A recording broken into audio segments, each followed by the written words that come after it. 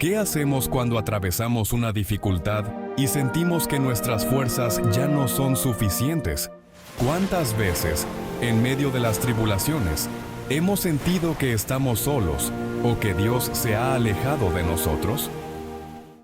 En la prédica de hoy, el pastor Wilton Santos nos llevará a reflexionar sobre cómo Dios obra en medio de nuestras dificultades, sosteniéndonos y consolándonos, y cómo nuestras propias experiencias pueden prepararnos para acompañar y consolar a otros a través de 2 de Corintios 1:1-11. Prepara tu corazón y acompáñanos en este mensaje.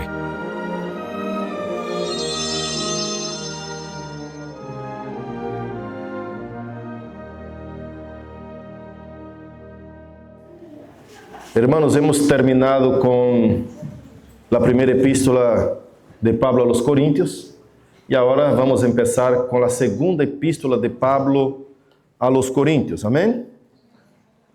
Cuanto a eso, tenemos algunas observaciones introductorias para hacer antes de leer el texto.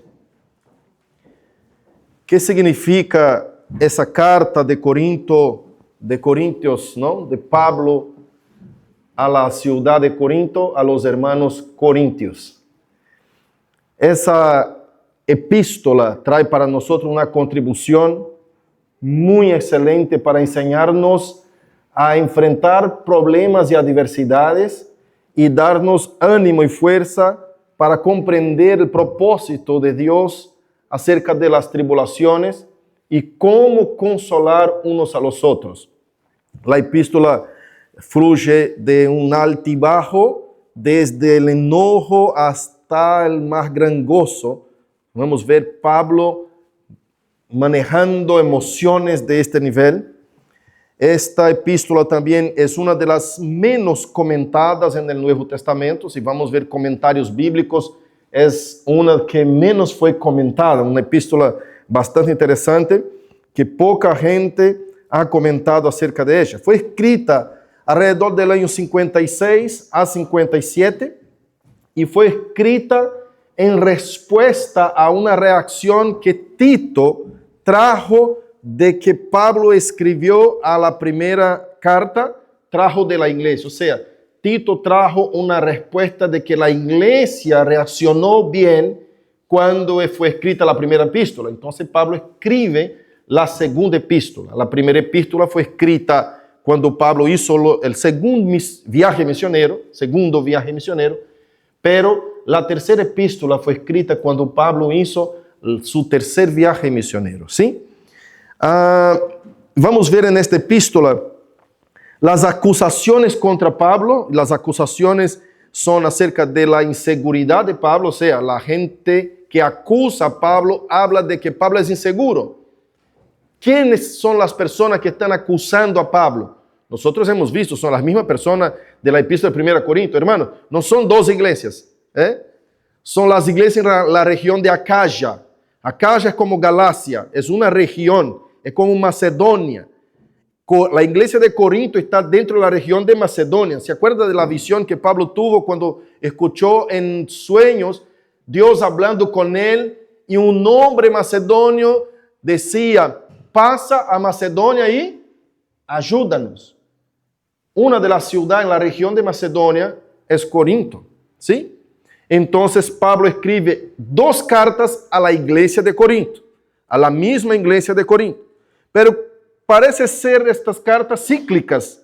Son epístolas que pasan por una iglesia y va pasando por otras iglesias también, como la epístola de Efesios y como la epístola de Gálatas, que son leídas por otras iglesias. O sea, la epístola de Corinto, 1 y 2 Corinto, seguramente fue leída por la iglesia de Efesios, por la iglesia de Galacia, por todas las otras regiones. Cuando Pablo escribía cartas, eran cartas de doctrina a la iglesia, enseñanza a la iglesia de Jesucristo, no a una sola institución aislada. Aunque la epístola va dirigida a una cierta dirección, a un cierto destino, a una cierta iglesia, como él dice acá en el versículo 1, a la iglesia de los santos que están en Corinto. a los santos que están en Éfeso, como dice en Éfeso, la carta de Efesios. A los santos que están en la región de Galacia, como dice la epístola de Gálatas, aunque esté dirigida a un determinado lugar, hay un texto en Tesalonicenses que dice que sea leída esta epístola en la iglesia de Efesios, en la iglesia de Tesalónica, pasando las epístolas a ser leídas en todas las iglesias. Hemos visto en la exposición de 1 Corintios que él dice, no es así como hacen los santos, ni es la doctrina de todas las iglesias. O sea, todas las doctrinas enseñadas en las cartas del apóstol Pablo son inspiradas por el Espíritu Santo. Y ojo, cuando nosotros hablamos de epístolas escritas por un apóstol de Jesucristo, tenemos que considerar la inspiración divina. La Biblia tiene doble autoría. Dios usa el ser humano con sus capacidades, pero es el Espíritu Santo que inspira, que dice que es lo que tiene que ser escrito, que conduce, que dirige. No es una posesión espiritual como los demonios hacen con las personas. Entienda bien, la inspiración divina es Dios utilizando toda tu conciencia. No es que la persona está en éxtasis, ahí cierra los ojos y empieza a salir las letras en la mano. No, la inspiración Dios usa de todos los atributos humanos, tu conocimiento, tu cultura, todo. Pero Dios es quien habla a su pueblo en su gusto, a su voluntad. Pablo no tenía ninguna licencia retórica o una licencia literaria para incluir algo de su misma voluntad. Él dice, yo soy apóstol no por voluntad humana, ni por voluntad propia.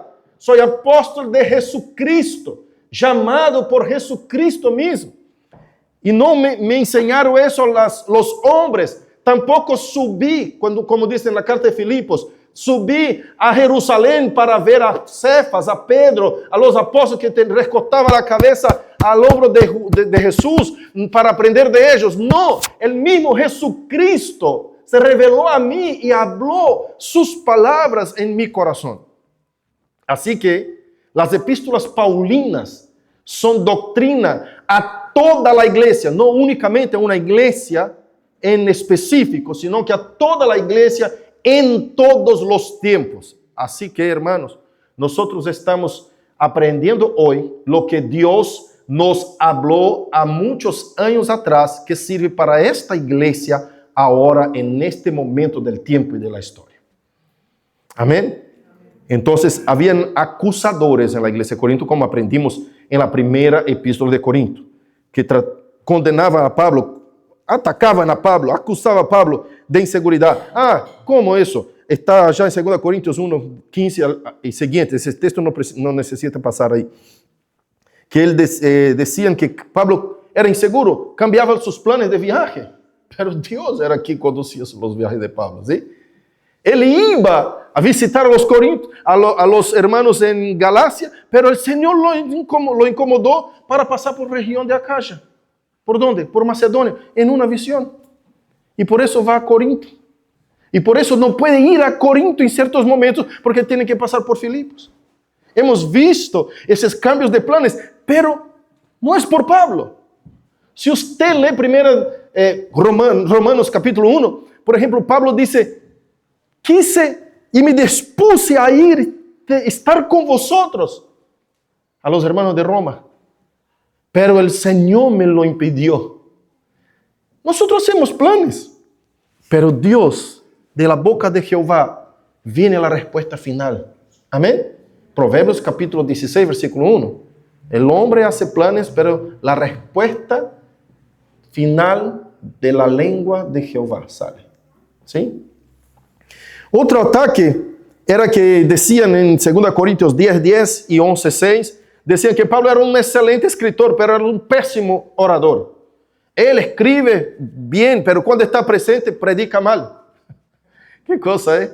Y seguramente debería ser algo un poco verdadero, no sé, pero era una acusación de los falsos profetas. ¿Se acuerda de de Apolos, que nosotros hemos leído la prédica pasada en el libro de Hechos, diciendo que era un hombre elocuente, era un hombre poderoso en palabras. En ningún momento dice este texto bíblico acerca de Pablo esas cosas. Porque la acusación acá en 2 Corintios dice, porque él escribe muy bien, pero su presencia es débil y su palabra flaca. Dicen los acusadores. Entonces primero dice, Pablo es inestable, tiene inseguridad, no sabe si viene, no sabe si se queda, no sabe que se va para casa, no sabe si va para Galacia, no sabe. Acusaban a Pablo de eso.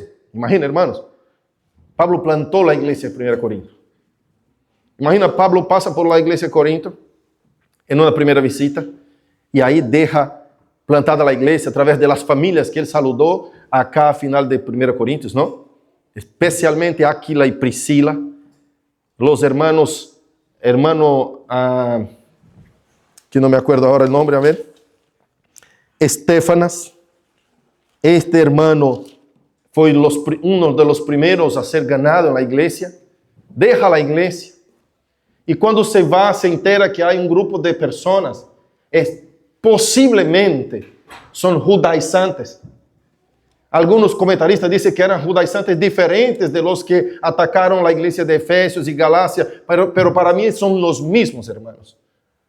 Es un grupo, quizás no las mismas personas, pero un mismo grupo, que atacaban las iglesias, tratando de cambiar el evangelio y poner un poco de ley dentro de la gracia.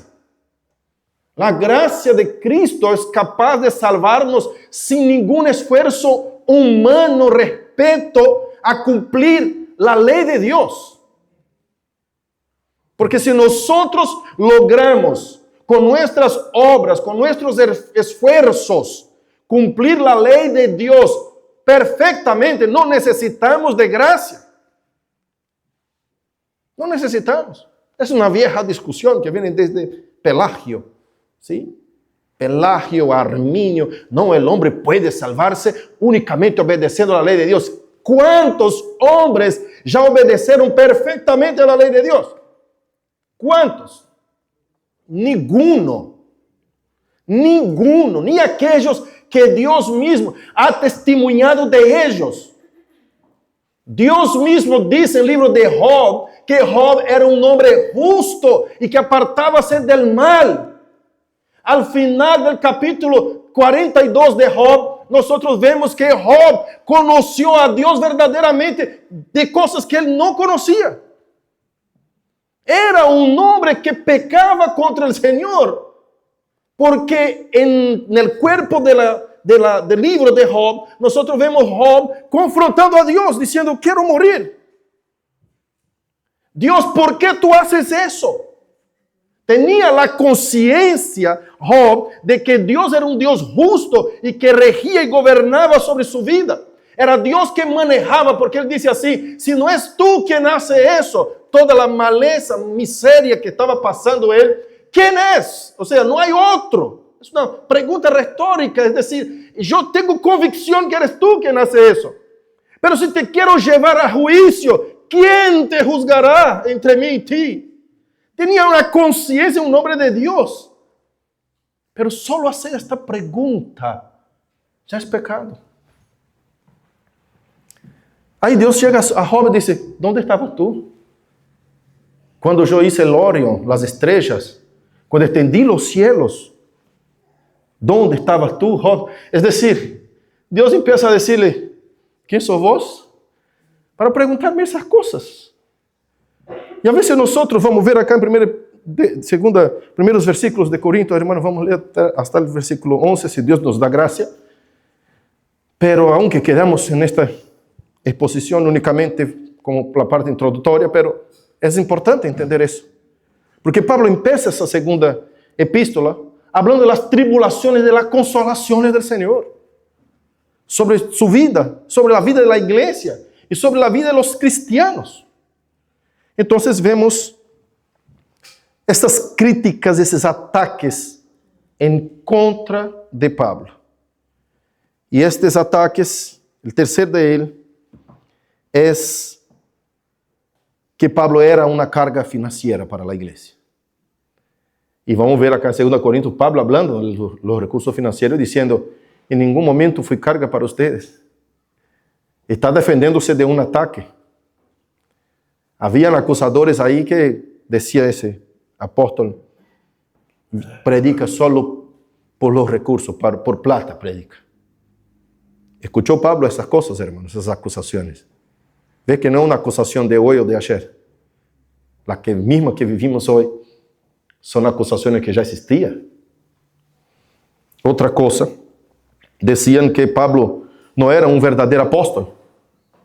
Esa acusación ya hemos estudiado en la primera de Corintios, pero sigue con la misma acusación. La quinta acusación, decían que Pablo no era ortodoxo. Este evangelio de Pablo falta algunas cosas. No es totalmente correcto. Ortodoxia, ortopedia, ¿se acuerda de esa palabra? Es dejar el pie derecho, se rompió el hueso, va al ortopédico. Orto es arreglar, dejar derecho, correcto. Ortodoxia, doxa, es palabra de Dios, vamos a decir de esta manera, ¿no? Palabra de Dios, doctrina correcta, verdad de Dios. Entonces la doxa es la doctrina.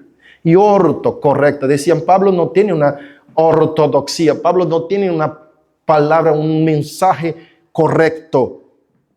Lo que aprendimos ayer en la reunión de hombres, ¿no? El hombre de Dios verdadero, el hombre cristiano, tiene la responsabilidad de manejar bien la palabra, la verdad. La ortodoxia es la sana doctrina. Si la doctrina consta una coma contraria a la verdad, no es más sana. Entonces, acusaban a Pablo que esta ortodoxia era mala. No era un judío puro, pleno. Era un judío media boca, más o menos. Un judío que no guardaba las leyes de Dios. Era una crítica. Decía, ¿es judío él? Y vemos en Filipos, en carta de Filipenses, Pablo explicando que él es un judío pura sangre. Si ellos son judíos, dice Pablo, yo más, de la tribu de Benjamín, ¿no es cierto? Pura sangre, fariseo de fariseos, mejor defensor del farisaísmo, soy yo que perseguía a los cristianos. Estos cristianos que eran como los deturpadores de la doctrina judía. Pablo, por amor al farisaísmo, a que se cumpliera la ley de Dios, luchaba y peleaba y arrastraba hombres, mujeres y niños por los pelos, con los caballos, poniéndolos en cárcel y matando a algunos, como dice el libro de Hechos. Porque ellos no vivían la ley de los fariseos. Entonces Pablo dice, ellos se dicen judíos fariseos. ¿Cuántos cristianos mataron ellos? Yo maté millares, por eso me siento de los apóstoles es el menor, porque perseguí la iglesia de Dios. Al mismo tiempo que se veía como fariseo, es decir, ellos no pueden alegar eso. Eso es mentira. De fariseo, yo soy peor que ellos. Soy más, Pablo es un judío no ortodoxo. Más que cualquiera. Otra acusación, que Pablo no tuvo visiones ni revelación como ellos tuvieron. Ustedes van a ver eso todo en el estudio de la segunda epístola de Corinto. Eso es una introducción a la epístola, ¿sí? Y Pablo defiende en 2 Corintios 2:1, a partir de ahí empieza a decir que él realmente tuvo una revelación de Dios. El Señor mismo apareció a él. Él no predica un mensaje enseñado, él predica un mensaje por revelación, revelada del Señor. Y discutían varias cosas contra Pablo, y Pablo defiéndese de estas acusaciones que nosotros nombramos 6. ¿Sí? ¿Cuál es el propósito de esa epístola? La epístola 2 Corintios tiene un propósito de agradecer a Dios por la respuesta de los corintios en la primera epístola. ¿Se acuerdan de la primera epístola? ¿Cuántos problemas enfrentó Pablo allí? ¿Cuántas cosas, cuántas preguntas tenían? Terrible. Nosotros nombramos más de 18 errores en la iglesia, problemas graves en la iglesia, pero graves, hermanos. No es un problemita, la iglesia se recuerda, ¿sí? Graves problemas en la iglesia de Corinto. Y viene Tito, cuando viaja a Macedonia, viene Tito y visita a Pablo y dice, Pablo, ¿sabe que la iglesia, después que escribiste la primera epístola, la iglesia reaccionó bien? Una bendición. ¿Sabe cómo el Señor está ministrando la vida de ellos? Y ahí trae otras preguntas y otros problemas. Pero sabe que los que están allá siguen acusándote de esas 6 cosas que nombramos recién, no vamos a repetir. Siguen con esos problemas, pero la iglesia, ¿sabe cómo reaccionó? Una bendición. Va creciendo, la iglesia está una bendición. Entonces, el propósito de agradecer a Dios. Segundo propósito, vamos a decir así, preparar la iglesia para su tercera visita.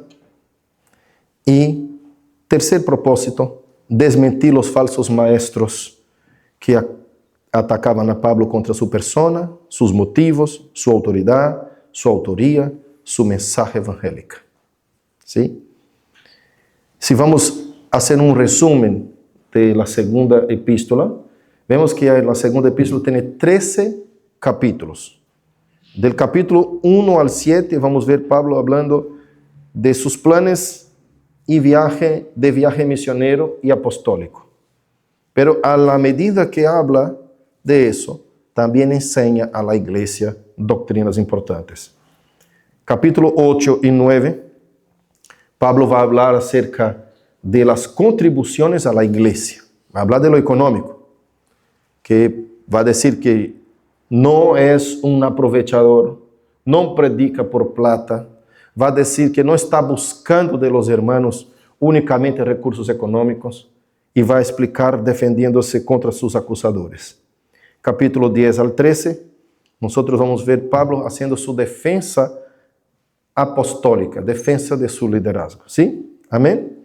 Entonces vamos a leer 2 de Corintios capítulo 1, versículos 1 al 11. Empezamos entonces con esta preciosa epístola. Dice así el texto bíblico. Pablo, apóstol de Jesucristo por la voluntad de Dios, y el hermano Timoteo, a la iglesia de Dios que está en Corinto, con todos los santos que están en toda Acacia.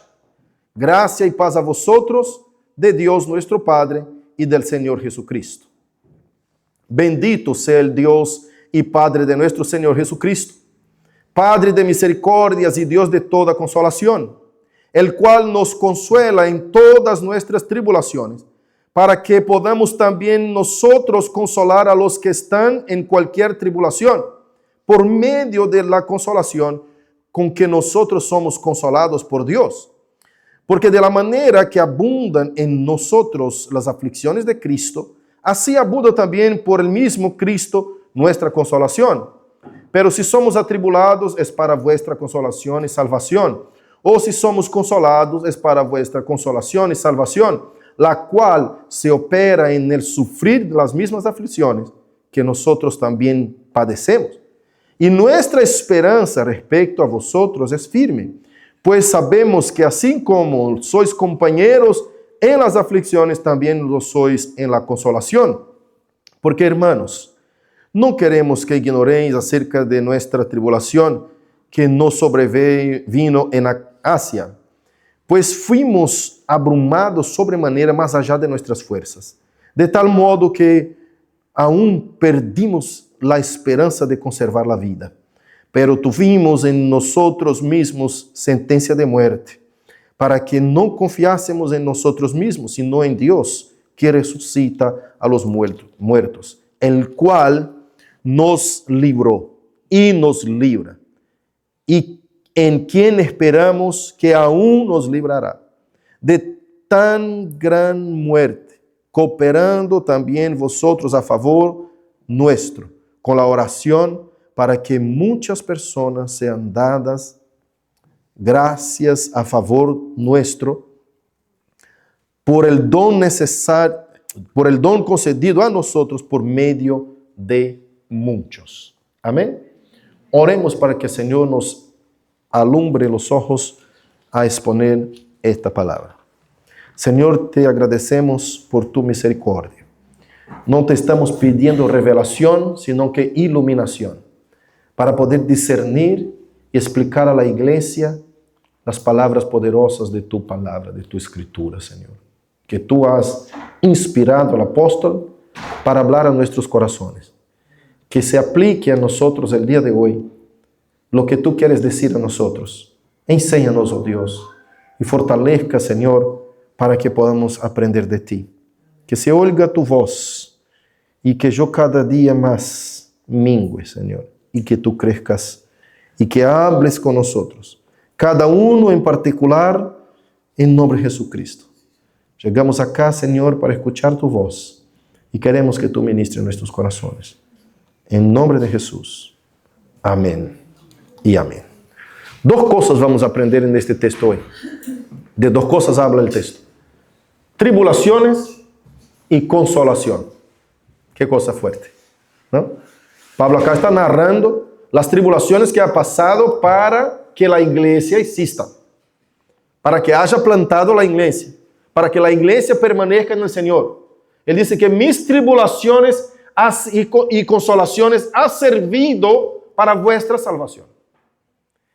Si no es por las tribulaciones y luchas que Pablo ha pasado, esta iglesia quizás no existiera. En otras palabras, Pablo está diciendo que es por causa de la iglesia de Jesucristo que él ha sufrido cosas terribles. Obviamente que en aquel tiempo, hermanos, predicar el evangelio, únicamente decir que Cristo resucitó de los muertos, que algunos no creían, únicamente decir que Jesucristo es el Señor, o sea, es el Hijo de Dios, como defendía el apóstol Juan, el que confiesa que Jesucristo es el Señor, será salvo. Únicamente defender esta verdad ya era una lucha de persecución. Era difícil predicar el evangelio del Señor, aún encima, cuando había muchos que se decían religiosos, que se decían verdaderos hombres de Dios, que decían que había ya una verdadera religión mientras nacía el cristianismo. Este Jesucristo que viene predicando una nueva religión es falso.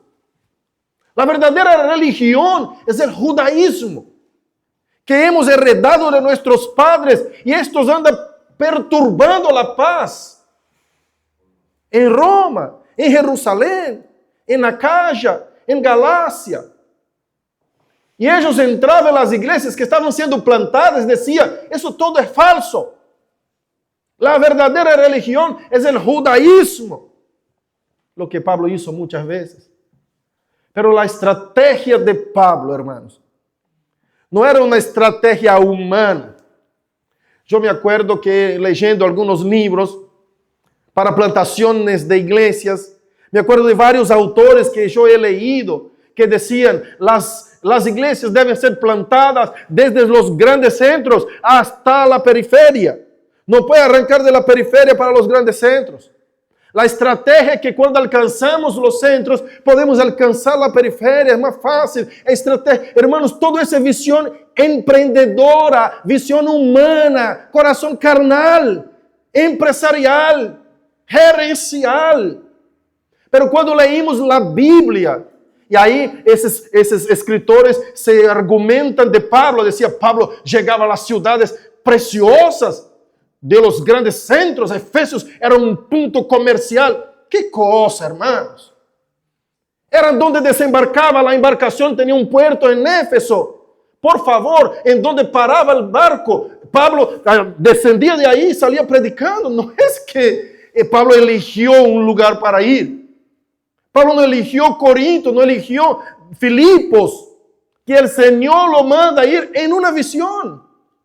No elige, no trabaja con estrategia. ¿En qué punto va a plantar una iglesia? No. El Señor mismo lo conduce. Bíblicamente yo fui a examinar las escrituras y yo descuerdo de estos autores que escriben estrategias humanas, visión emprendedora de plantar iglesias. La gente llega acá y dice, pastor, ¿por qué empezaste de Marco Paz?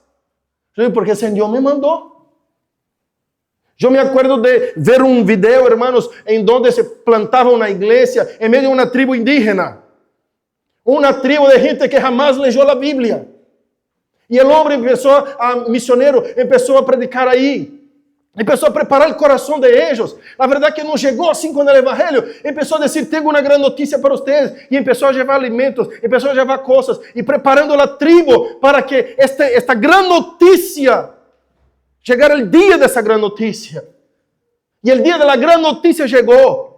Y cuando le presentó Jesús y presentó la Biblia, quiero dar un regalo a ustedes, una Biblia y el mensaje de Jesús. Cuando presentó el mensaje del Evangelio, la tribu entera se convirtió al Señor. Y el Espíritu Santo viene en mi corazón. Yo estaba allá en San Isidro, planificando plantar iglesia en San Isidro, planificando plantar iglesia en Capital, pensando en las lecturas estratégicas de los centros a la periferia. Y el Espíritu Santo viene a mi corazón cuando ve este video y dice, ¿quién eres tú para elegir las personas que yo quiero salvar? Yo veo Pablo llegando, ¿sabe dónde, hermanos? En todos los lugares usted va a ver, en todas las epístolas, usted va a ver en el libro de Hechos, Pablo descendía de la embarcación y empezaba a predicar, predicaba en las sinagogas. A aquellos que decían tener la religión ortodoxa. Llegaba a aquellos que decían que eran más cristianos, o sea, más creyentes en Dios que cualquiera. Pablo iba a la sinagoga y decía, hermanos judíos, yo también fui judío. Yo soy judío. Pero no es la verdad última. La verdad estaba en Jesucristo. Aquel que ustedes crucificaron por mano de Poncio Pilatos. Y predica Pablo, hermanos. Predica Pedro. Predican en varios lugares. La estrategia es el perdido, es aquel que está confundido del evangelio, es aquel que está perdido en el mundo. Este es el mensaje del evangelio. Es dirigida a cualquiera. La única estrategia que si hay estrategia en Pablo es ir predicar a donde veía que la gente estaba perdida, manejada por doctrinas malas, o quizás nunca escucharon de Jesús, la verdad que no creía en Jesucristo. Y era tan peligroso, porque predicaron una otra doctrina, a la que era llamada o conocida por ortodoxa, que era el judaísmo farisaico, podría ser muerto. Pablo entraba en una sinagoga, no sabía si iba a salir con vida de ahí, hermanos. ¿Cuántas veces lo expulsaron del templo, lo apedrearon hasta la muerte? Pablo cuenta esas historias. Él dice, me estuve como muerto. Y ahí dejaron de apedrear.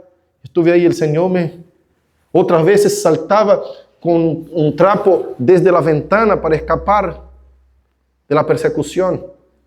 Entrar en una sinagoga para predicar el Evangelio era como ir a una mezquita musulmana y predicar de Jesucristo. Allá en los países, Afganistán, por ejemplo, ponerles los países que es prohibido hablar de Jesús. Era más o menos así. Pero eso no era solo eso que pasaba. Además de ir a esos lugares, hermanos, predicar el Evangelio y todas esas persecuciones presentes, Pablo también veía que algunos fariseos, judíos, ortodoxos, entre comillas, iban a las iglesias que estaban haciendo, que Pablo plantaba, en las casas de Áquila, de Priscila, en las casas de Sóstenes, en la casa de los hermanos, y empezaba a despredicar lo que Pablo predicaba. Empezaba a utilizar un argumento llamado en latín ad homines, que quiere decir, en vez de atacar el argumento, el evangelio, el mensaje del oponente, yo ataco al oponente. Yo pongo al oponente en descrédito. ¿Quién es este Pablo? Es un argumento ad homines. Yo no estoy argumentando contra el mensaje de Pablo. Yo estoy diciendo, Pablo es falso. Es débil. No sabe predicar, no tiene elocuencia. Pablo es mentiroso. este evangelio, esta doctrina no es ortodoxa. Pablo no es apóstol. Este hombre no tiene credibilidad para decir soy un apóstol de Jesús. Como dice en la última prédica, ¿no? Si es hablar de quien anduvo cuando Jesús estaba vivo, anduvo con él, nosotros los fariseos alegaban, anduvimos con él mientras estaba él vivo, y Pablo no. Pablo lo vio después que resucitó, es otra cosa. Entonces argumentaban en un argumento, hombres, atacaba a aquel que estaba, al mensajero y no al mensaje. Es un argumento terrible, lo utilizan mucho los políticos. El que está disparado en las, ¿cómo se dice? Estadísticas.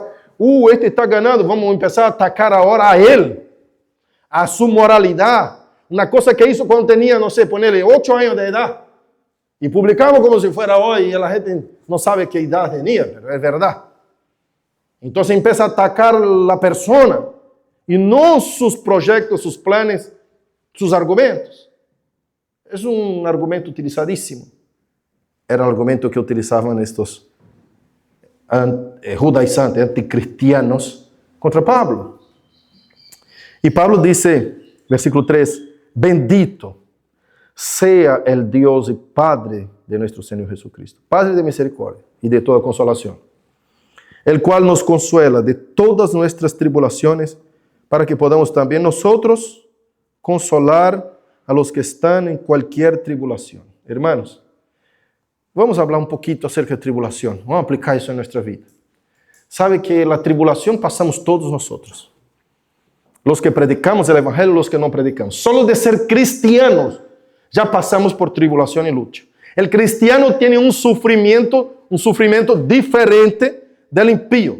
El cristiano lucha contra sus deseos pecaminosos, contra su misma carne, contra sus mismos gustos, contra sus placeres. El cristiano tiene una lucha distinta del impío, ¿sí?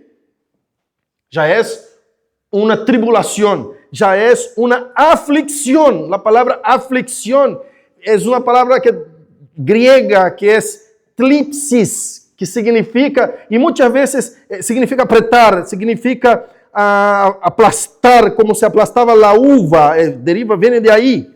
Esta aflicción es como si aplastaba la uva para sacar el jugo y hacer el vino. Era como apretar el trigo, era como machacar hasta que se volviera harina. De ahí viene esta palabra. Y esta palabra tiene una connotación figurativa de trauma.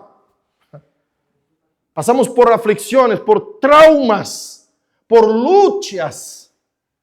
Y hay muchos que defienden, o en la psicología, no puede traumar. Hermanos, hay una psicóloga famosísima en las redes llamada Andrea Belmont. Ella habla de la palabra trauma, que viene del griego traumasen, que significa, antes era un alambre que se ponía en la planta para ir conduciendo la planta para crecer derecho, ¿sí? Para tomar una dirección correcta, para ser ortodoxa, ¿sí? Una planta para estar derechita necesitaba de ese traumasen, que es un alambre que usted va poniendo, cuando la planta termina de crecer, que está derechita. Entonces, usted pone un alambre y la planta va por otro lado. Usted pone así, tiene que ir conduciendo el alambre para que camine en la dirección correcta. Es la palabra traumasen. Esta psicóloga, psiquiatra, doctora en no sé qué cuántas cosas, Andrea Belmont, después la busque. Ella dice así, eso estoy hablando psicológicamente, para confirmar lo que la Biblia está hablando. La Biblia ya hablaba. Algunos hablan contra, algunos psicólogos, doctores, maestros, hablan contra la Biblia, pero esta mujer habla a favor. Y ella dice, esa palabra trauma, no hay educación sin trauma, eso dice la mujer. No puede un niño ser educado sin traumatizarlo. Papá, ¿puedo jugar la pelota con los pibes ahí en la calle? No. Va a traumar al chico. Cuando usted saca los alambres, quedan las marcas en la planta del alambre. Esas marcas son el trauma. las marcas que el Señor Jesús tomó en la cruz. Las tribulaciones de Pablo que dice, traigo en mi cuerpo las marcas del Señor Jesús.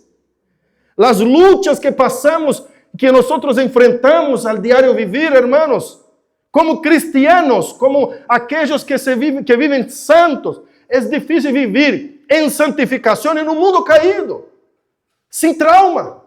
Vamos a tener marcas. Me acuerdo de eso, me acuerdo de aquello. Aquel día que yo pequé, el pastor me disciplinó la iglesia, el consejo me puso una disciplina, nunca más me olvidé. Pero no para mal, para bien. Porque ahí me arreglé, ahí caminé derecho. A partir de ahí el Señor me corrigió. Son las aflicciones, y Pablo dice, ustedes comparten las mismas aflicciones conmigo. No solo yo que estoy plantando la iglesia, sino que cada uno de los santos comparte y pasa las mismas tribulaciones, los mismos traumas. Va a quedar las marcas del evangelio en nosotros. Va a quedar los dolores. El recuerdo de cuando me insultaron allá, cuando golpeé, cuando chocaron en mí en el golcito allá en San Isidro. Son traumas que quedan. Son marcas que el Señor nos enseña su palabra. Cállate la boca. Quédate en silencio. Tú nunca vas a olvidar eso. Pero será un ejemplo, un modelo para otros. Por eso Pablo dice, con las tribulaciones viene la consolación. Somos consolados. Y otra enseñanza que aprendemos con el Señor. La consolación nos hace sentir interdependentes. Necesitamos unos de los otros. Alguien que nos consuele. Hay días que usted será consolado. El día de hoy que está siendo traumatizado o pasando por una eclipsis, un aprieto, un aplastar, un machacar de Dios para sacarte el jugo. Cuidando de ti. Poniendo alambres para dirigirte, conducirte. ¿No es cierto? No hago eso porque mi esposa se va a enojar. Ojalá no tuviera la esposa. La esposa era el alambre que el Señor puso para aderezar. Este es el trauma tuyo, ponele. Pero no va a hacerlo. Gloria a Dios por eso. Muchas veces, hermano, la vida cristiana, el Señor pone ciertas cosas, ciertos rigores para que nosotros crezcamos y maduramos espiritualmente. Por ejemplo, si tú tienes que predicar el domingo, tú vas a prepararte, tú vas a orar, tú vas a ayunar, tú vas a guardar tu vida, tú vas a guardarte del pecado. Si tú estás suelto, bueno, no tengo los alambres que el Señor nos guía. Las cosas, no separo de ti por causa del ministerio. Ya escuché pastores hablando de eso, ¿no? ¿Por qué voy a separar a mi esposa? No separo por causa del ministerio. Pero si no fuera el ministerio, ya hubiese dejado. Ya escuché, hermanos. Hay cristianos también que ya dijeron, no son ni pastores. No te voy a dejar porque somos cristianos, si no va a ser un escándalo horrible. ¿No es cierto?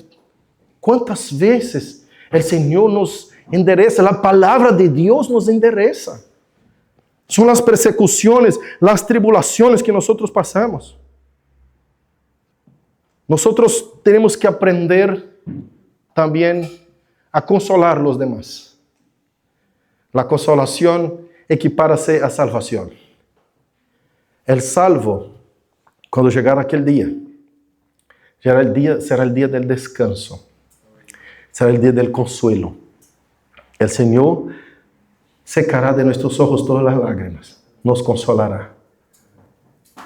Consolar uno al otro es cuando uno está en tribulación, está en lucha, está padeciendo, está pasando por dificultades. Acercar a Él con madurez espiritual por lo que ya pasamos.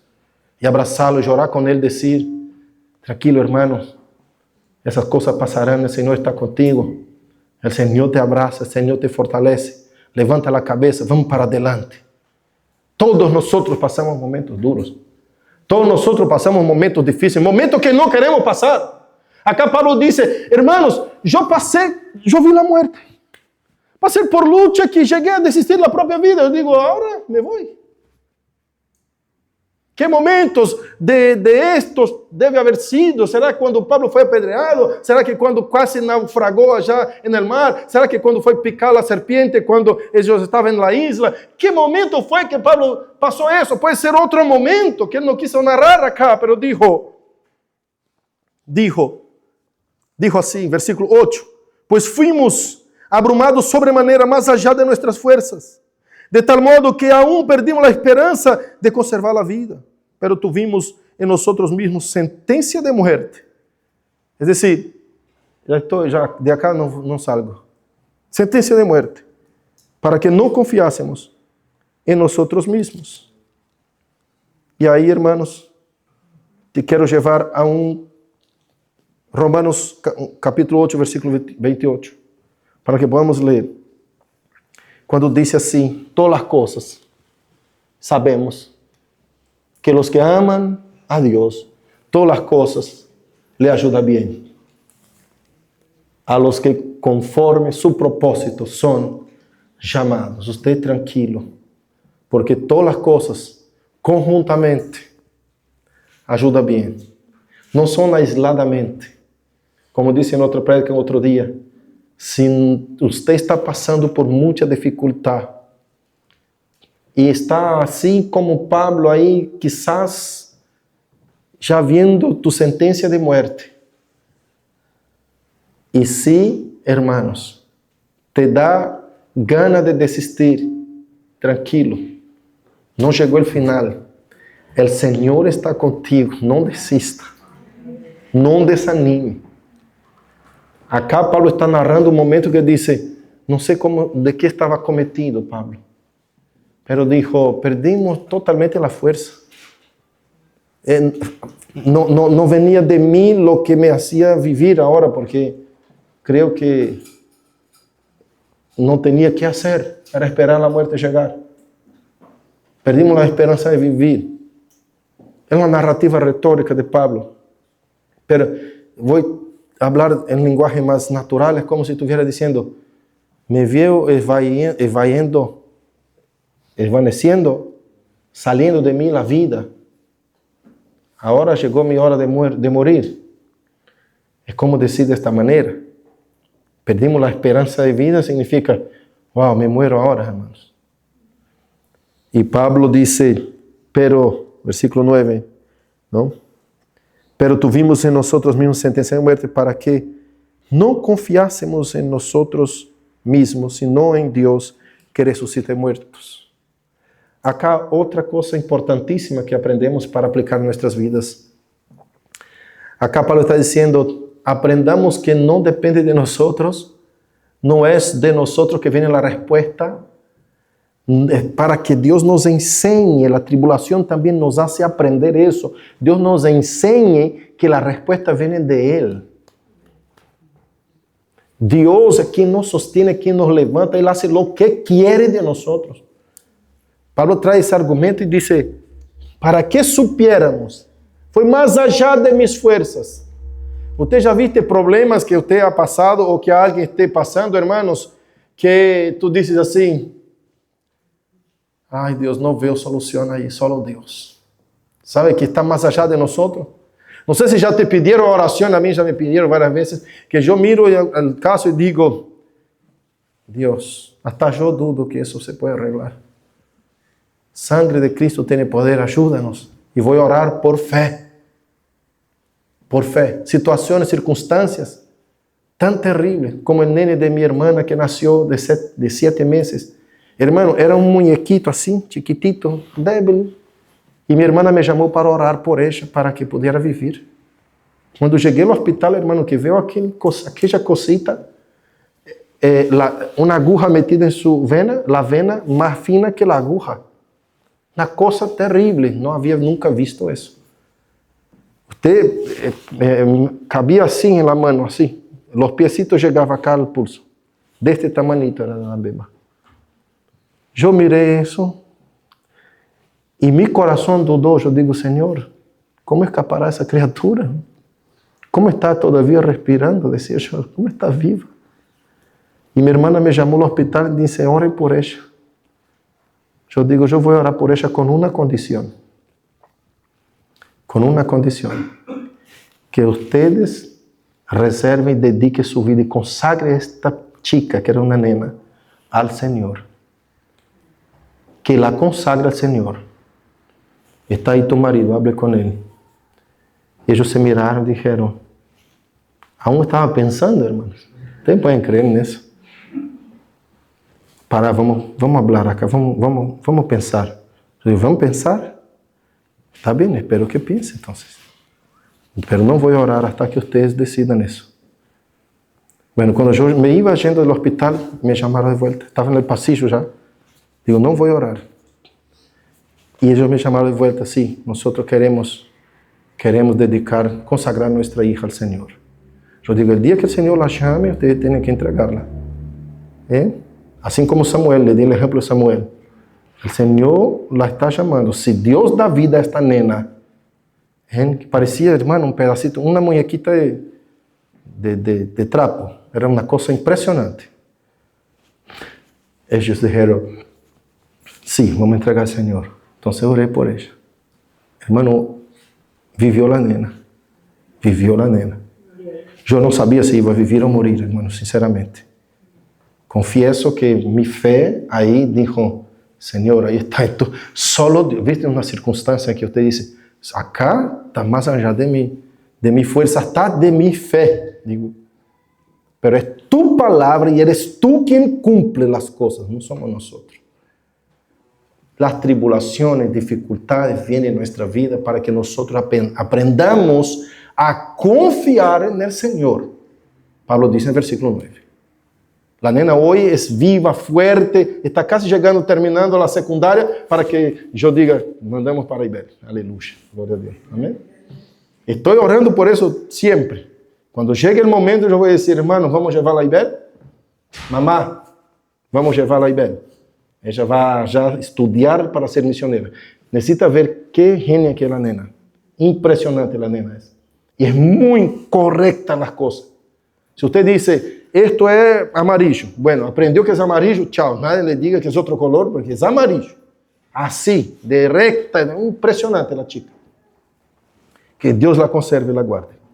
Otra cosa acá, el versículo 10, hermanos, que Pablo dice así. El cual nos libró y nos libra, y en quien esperamos que aún nos librará. Acá está hablando de presente, pasado, presente y futuro. Nos libró, pasado. Nos libra, está librándonos ahora mismo. Y nos librará, esperamos que nos librará todavía. Futuro. Ese Dios que cuida de nosotros, que cuidó y que seguirá cuidando. Acá está nuestra esperanza y nuestra confianza, dice el apóstol Pablo. Y nos librará de tan grande muerte. Mira qué lucha pasó Pablo. Amados, para que nosotros podamos cerrar, entendamos acá algo importantísimo. ¿Qué aprendemos en medio de la tribulación? ¿Qué confianza debemos tener en medio de la tribulación? Aprendemos que los traumas, las tribulaciones, las luchas, los problemas son necesarios en nuestra vida. No solo en la vida del cristiano, sino que en la vida de toda persona. Pero el cristiano tiene unos tratos distintos y personales, discipulado personal con el Señor Jesús. Porque tiene propósitos muy específicos. El propósito de guardar en nuestra vida la ortodoxia, la corrección, el camino correcto a seguir. Papás también aprenda eso. Los hijos necesitan traumas. No solo sí, es totalmente permisivista, hermano, un problema en la casa. Los nenes necesitan aprender a frustrarse. Respuesta de frustración, no. Aprender qué significa un no. Y corregirse. Y adaptarse con no. Hoy estamos en una época de chicos Nutella, ¿no? Todo tiene que ser sí. Si no, haga un berrinche acá en el piso, el papá tiene que ceder. Y el hijo manipula al padre porque sabe que el padre va a ceder si no le dice si no termina diciendo un sí. Y va a pelear hasta que el padre diga sí. Al menos un medio sí. No haga todo eso, pero un pedacito, toma. ¿Es cierto? No, hermanos. Aprendamos con la palabra de Dios, con la Biblia. Essas coisas nos ajudam, nos marcam. Seguramente cada um de nós recordamos correções que deram nossos padres, que nos marcaram. Usted recuerda hasta hoje, quando éramos chicos. Ah, me acuerdo quando me cobrou papá com uma soga. Não é certo? Me deixou de rodillas já em los granos de choclo, de maíz. ¿No es cierto? Y sí, son cosas necesarias. Hoy todo, no puede. Por eso digo, vayamos a una psicología, digamos así, más cristiana, si va a recurrir a la psicología. Pero esta psicología cristiana deriva de la Biblia. Hermano, la psicología es excelente sierva de la teología, pero es una pésima señora. ¿Sí? Como auxiliadora a la teología, es una hija, digamos así, de la teología. Pero jamás puede ser puesta por arriba. Tiene que estar bajo la autoridad de las Escrituras. Lo que la palabra de Dios dice, vayamos para ahí, por ahí. Este es el camino. Esto es lo que nos adereza. Esta está la ortodoxia, la enseñanza, la doctrina, el camino correcto. Amén. Aprendamos también que las tribulaciones nos traen madurez espiritual. Yo aprendo hoy, paso por esta marca, por este trauma, por esta lucha, para que el día de mañana, si veo un hermano que está pasando por lo mismo que ya pasé, y que el Señor me sostuvo, y que sostiene, que sostendrá, y estará también cuidando de él ahora, en este momento. Entonces tengo formación del discipulado personal de Jesús para enseñar a esta persona que esto le hace bien y que todas las cosas le ayudan bien. Como dice 2 Corintios, Pablo dice así: atribulados, pero no desanimados. Nunca desanimar en medio de la tribulación. Nunca desistir. Afligidos, perseguidos, pero no desanimados, no desistidos, no desistentes. En nombre de Jesucristo, aprendamos eso. Hay capítulos en la Biblia, hay versículos, hay textos bíblicos que dicen: hermanos, gozaos y alegraos cuando paséis por muchas tribulaciones. ¿No? ¿Cómo es eso, pastor? Basado en todas las escrituras, nosotros vemos que estamos siendo enseñados por Dios. Discipulado personal. El cristiano tiene algo diferente. Que el Señor conduce tu corazón y solo el Espíritu Santo, como hablábamos ayer en el auto. El Espíritu Santo viene en tu memoria, en tu mente y te dice: eso no es bien, no está bien. Eso está mal. Es el poder capaz de cambiar una decisión y una actitud de nuestro corazón. Semejante palabra de Dios. ¿Cómo tiene poder? Hay un autor que decía: ¿cómo puede que una persona se siente en una silla y lee un libro y levanta de forma diferente? Levanta pensando diferente. ¿Qué poder es ese? Que cambia la actitud, que si yo quedo 2 horas intentando convencer de cualquier cosa, salgo derrotado. Y un libro me gana. Tremendo poder de la palabra de Dios. Como el Espíritu Santo nos conduce, nos ayuda, nos corrige. Así que no desistan cuando estén en tribulaciones. Aprenda que Dios está madurando, está haciendo madurar espiritualmente. Amén. En nombre de Jesucristo. Y tercero y último punto, que aprendemos en la tribulación para también consolar a otros. Necesitamos consuelo. Y el Señor va a levantar a otros que ya pasaron por eso para consolar a nosotros. Para que el día de mañana podamos estar consolando a otros. Yo comentaba con Marcelo anoche. Decía: Marce, murió y durmieron con el Señor Dr. R.C. Sproul, Dr. MacArthur, grandes hombres de Dios tremendos, que enseñaba la iglesia, y sus enseñanzas siguen hasta hoy. Pero el día de mañana, ¿quiénes serán los hombres que van a enseñar? ¿Dónde está la formación de nuevos hombres de Dios? que van a enseñar la iglesia a nuestros niños, a nuestros netos. Que nosotros guardemos la palabra de Dios, prediquemos la palabra de Dios, vivamos la palabra de Dios, defendamos la palabra de Dios con vehemencia, hermanos, sin desistir. Pasemos por luchas y seamos ejemplo para los que nos ven. Enfrentemos las luchas, salgamos victoriosos, no desistamos. Es muy fácil desistir, hermanos. Difícil es ser fiel al Señor, tener dominio propio, como dice en Tito capítulo 1, cuando dice ser dueño de sí mismo. Tenga dominio propio, no vaya con los demás. Aprenda a enfrentar luchas, dificultades y salir victorioso. El Señor enseña a nosotros a madurar espiritualmente. No ser un niño espiritual, sino que ser maduros espiritualmente. Amén. Amén. En nombre de Jesucristo. Vamos a orar. Señor, te damos gracias. Que tú, Señor, siga ministrando en nuestros corazones y ayúdenos. Perdona nuestras fallas y faltas. Y que podamos aprender a seguir enfrentando las luchas y tribulaciones, Señor, en este mundo.